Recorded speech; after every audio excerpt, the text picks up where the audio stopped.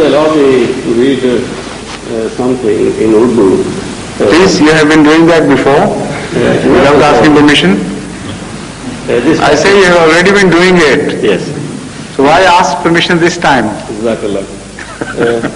Hazur, this book has been written by Mr. Abdul Hamid Khan and published by Feroz Sons Limited, Lahore.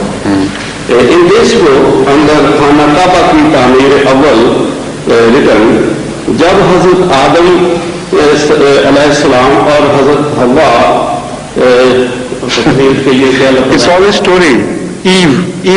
جی حضرت حوا is called Eve. جنت سے نکالے گئے اور ایک دوسرے سے جدا ہو گئے تو ان کو دنیا میں اللہ کا پہلا گھر یعنی خانقاہ بنانے کا حکم ہوا. حضرت آدم کس کو حکم ہوا؟ ان دونوں جب جدا ہو گئے تو ان کو حضرت آدم علیہ السلام بحکم خدا اس مقام پر پہنچے جہاں اب مکہ معظمہ ہے اور حضرت جبرائیل کی ہدایت کے بموجب خانہ کعبہ کی بنیاد رکھی. حجر اسود جو حضرت جبرائیل علیہ السلام بحث سے لائے تھے اس میں نصب کیا. خانہ کعبہ کی تعمیر کے بعد حضرت جبرائیل علیہ السلام نے حضرت آدم علیہ السلام کو حج اور طواف کے طریقے سکھائے. اس کے بعد ایک پہاڑی پر لے گئے اور حج ادا کرایا. اس وقت حضرت حوا نظر آ گئی. حضرت ان کے لیے کیا لفظ استعمال کیا؟ حضرت حوا کہیں. حضرت حوا بھی حضرت آدم علیہ السلام کی تلاش میں پھرتی پھراتی وہاں آ گئی اور حج میں شریک ہوئی. اچھا. چونکہ اس پہاڑی پر حضرت آدم علیہ السلام اور حوا کی ملاقات ہوئی تھی. اچھا. اور ایک نے دوسرے کو پہچانا تھا, اس وجہ سے عرفات مشہور ہوا. اچھا. عرفات سے چل کر حضرت آدم علیہ السلام اور حوا اس رات مزدلفہ میں رہے. اسی طرح حجاج دن کو جبل عرفات میں ٹھہرنے کے بعد رات کو مزدلفہ میں قیام کرتے ہیں. اس کے بعد وہ مقام بنا اور پھر مکہ معظمہ آئے اور خانہ کعبہ کا طواف بجا لائے. چنانچہ اسی کے مطابق آج تک حجاج اس پر عمل درآمد ہے. آج تک حجاج کا اس پر عمل نہیں. آپ یہ بتائیں کہ how did you come across such a book and how could you afford to waste your time reading it? حضور یہ اگلا فکرہ ہے یہی. I know, but it's quite enough already. اچھا اگلا فکرہ ابھی سوال نہیں آیا. اچھا ابھی تک کوئی سوال پیدا نہیں ہوا ان کے دماغ میں. حضرت نوح علیہ السلام کے زمانہ تک رہا. کیا؟ حضرت آدم کا بنایا ہوا خانہ کعبہ اچھا حضرت نوح علیہ السلام کے زمانہ تک رہا. لیکن جب طوفان آیا تو وہ تعمیر قائم نہ رہی, صرف ایک ٹیلا رہ گیا. حضور will you please explain this? What? The last one? As you wish, Hazur. The last sentence? I read the whole thing and now Hazur, what you want to say? You should have said I had the patience to read the whole thing. All this is hocus pocus. There is nothing, no authority whatsoever to it. There is no mention of it in Hadith or Quran or in any book. This is a book called Kitab al-Hajj.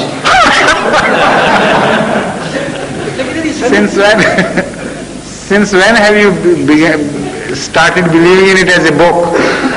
This has published many editions. No, I asked some question, something I wanted to know from a friend of mine. I wanted some reference, and I mentioned a friend of mine, and he said he's got a book which might have that answer to that question. So he said, I'll bring you the book. He brought me, and I found it, this passage. It's just a trash. Leave it alone.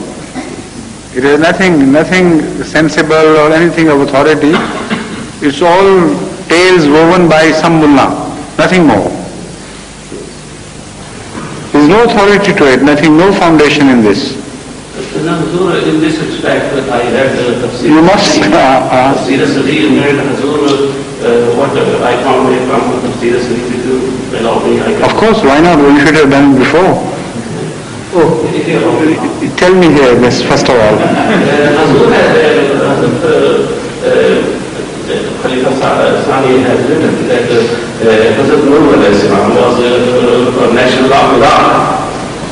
He was living in Iraq.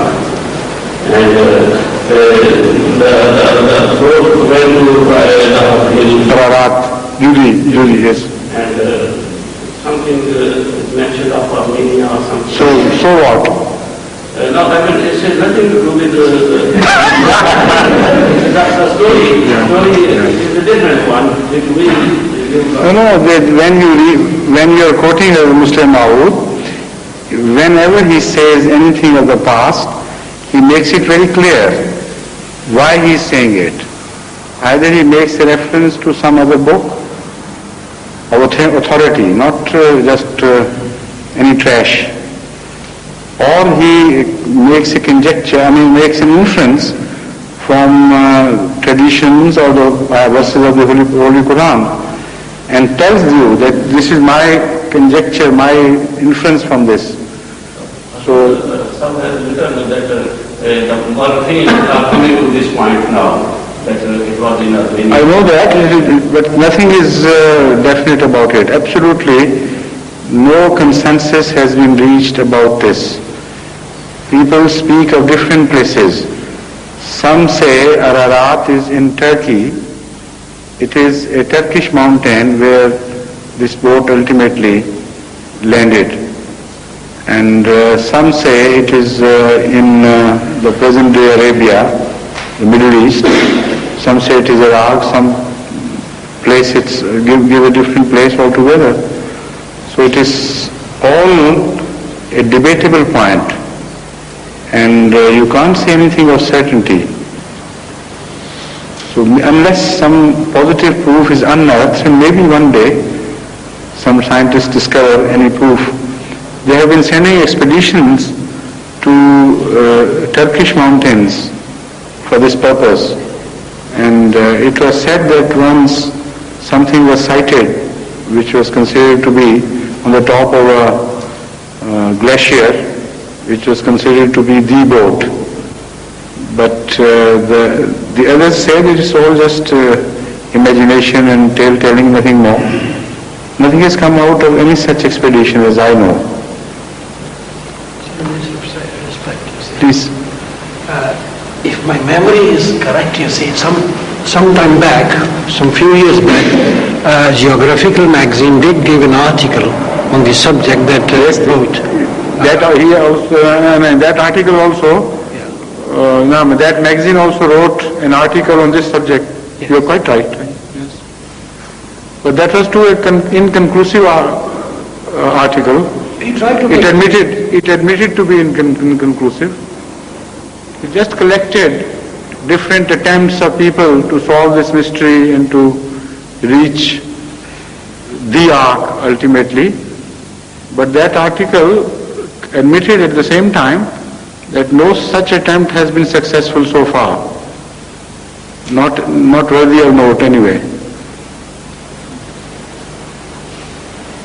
So, Muhammad Abdul Rashid Sahab, you have got 10 minutes now. Thank you, Master.